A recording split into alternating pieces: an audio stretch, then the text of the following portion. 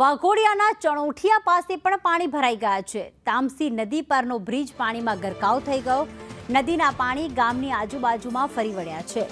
ચણોઠિયાથી ડભોઈ જવાનો રસ્તો પણ બંધ થયો છે। વાઘોડિયાના ચણોઠિયા ગામ પાસે તામસી નદી બે કાંઠે વહેતી થઈ। તામસી નદીના પાણી ગામની આજુબાજુ ફરી વળ્યા છે। તામસી નદી પરનો જે બ્રિજ છે તે પાણીમાં ગરકાવ થયો। ચણોઠિયાપુરાથી ડભોઈ જવાનો રસ્તો બંધ થયો છે। છોટાઉદેપુર જિલ્લામાં પડેલા વરસાદને લઈને તામસી નદી બે કાંઠે વહી રહી છે।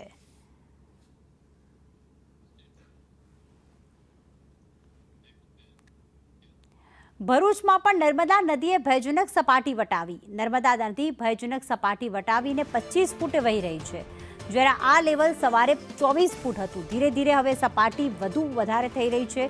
ભયજનક સપાટી વટાવતા જિલ્લા તંત્ર એલર્ટ પર છે। નર્મદા નદીના કાંઠે જે પણ ગામડાઓ આવેલા છે, જે ગ્રામ્ય વિસ્તાર છે, તેમને એલર્ટ પર મૂકવામાં આવ્યા છે। કલેક્ટર ગૌરાંગ મકવાણા ડિઝાસ્ટર સેન્ટરની મુલાકાતે પહોંચ્યા અને કલેક્ટરે અધિકારીઓને સૂચનાઓ પણ આપી છે। અત્યાર સુધી આપણે 27 ફૂટ સુધી કમ્ફર્ટેબલ સિચ્યુએશનમાં રહી શકીશું આપણે।